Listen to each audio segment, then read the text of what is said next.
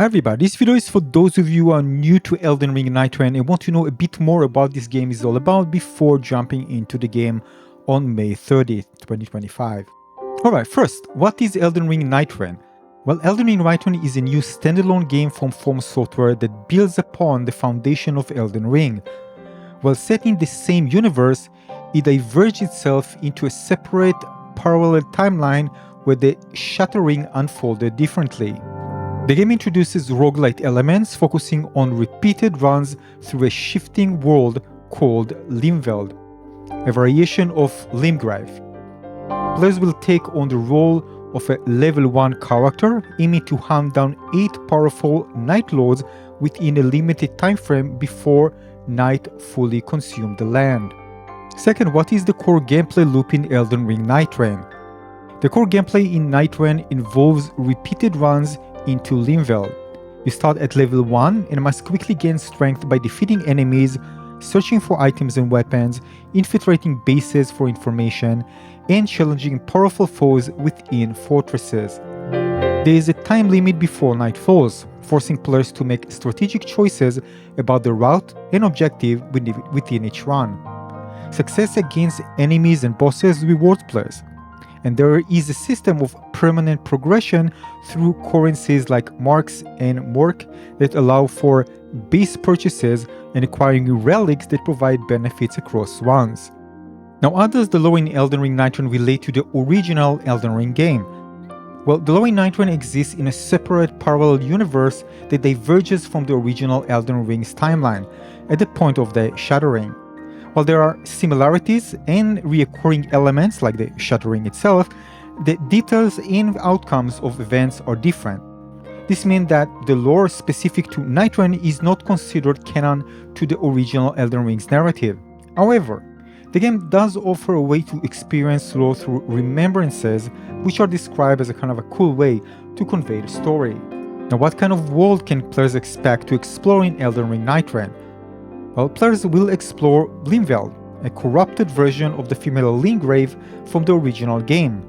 Limveld is a country that was once prosperous to the power of gods, but is now nearing its end, being gradually eroded by the encroaching night. The world within Limveld changes with each playthrough, featuring different enemy placement as the forces of the night interfere with the reality stability. What is the focus of combat and character progression in Elden Ring Nightreign? Well, combat in Nightreign is anchored by the in-depth combat system from Elden Ring. Players can use various weapons and skills, and character progression involves leveling up during runs and utilizing the permanent progression system with marks and merc to acquire relics and other benefits. While build is still a factor, the roguelike nature means adapting to what you find in each run is crucial. Now, many people ask, is Elden Ring Nightreign a multiplayer-focused game? Well, the answer is yes. Elden Ring Nightreign supports co-op gameplay, allowing up to 3 players to venture into Limveld together. However, it also confirms that players can choose to play solo, making it not exclusively a multiplayer experience.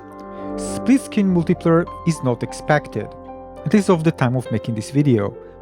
Now, how does the roguelite aspect manifest in Elden Ring Nightreign? The roguelike elements include procedural generation, with enemies and world layouts shifting with each attempt. There's also a form of meta progression, allowing players to unlock permanent upgrades or items through the currencies earned during runs.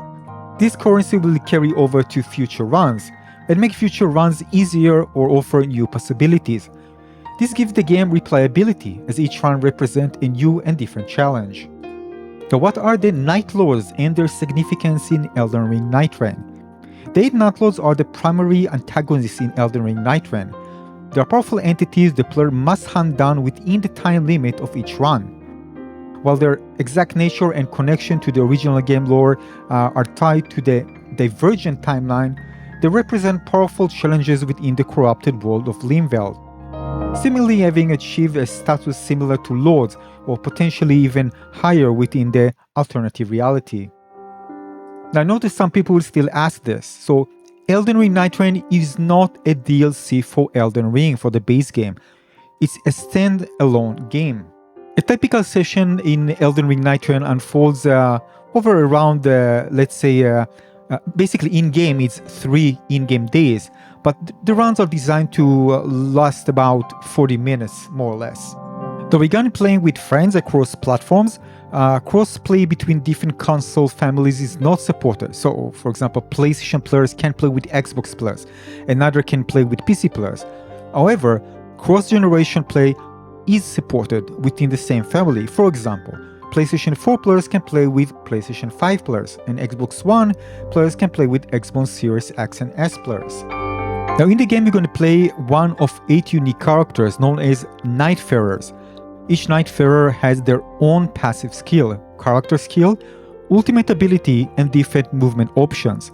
Like, for example, wall jumping and no fall damage. You can change your character skin, weapons, playstyle, and relics whatever you want. A team can even have more than one of the same class. Of course, if you are playing with randoms, you might prioritize certain classes that kind of maybe can adapt to different mistakes that other players are making. Now, I'm going to repeat it because it's important. Nightreign sessions are relatively short, and most gear you collect during a run is lost at the end. There is permanent progression that comes from relics and a currency called Merc. Relics are basically tiered crystals that give you different effects and perks. You earn these in Merc based on how well you perform in a run. Defeating the Night Lords give you the most. You can slot relics into your character's 3 slots to boost stats, add effects, or modify the skills. Merc can also be used at the round table hold, which serves as your hub, to change your relic slot and also buy other items. Yes, hopefully it gave you kind of overview what to expect playing this game if you haven't played the playtest or haven't read about this game yet. And of course you can find more information on wikis and of course the official website. Yeah, so make sure you understand the differences. There are lots of information out there, including wikis, and of course people play the playtest, like you see here, for example, gameplay for the playtest, and of course the information on the official website. So make sure to check it out before you dive into the game. And we'll post more videos in the upcoming days, so make sure to stay tuned and subscribe. Thanks for watching.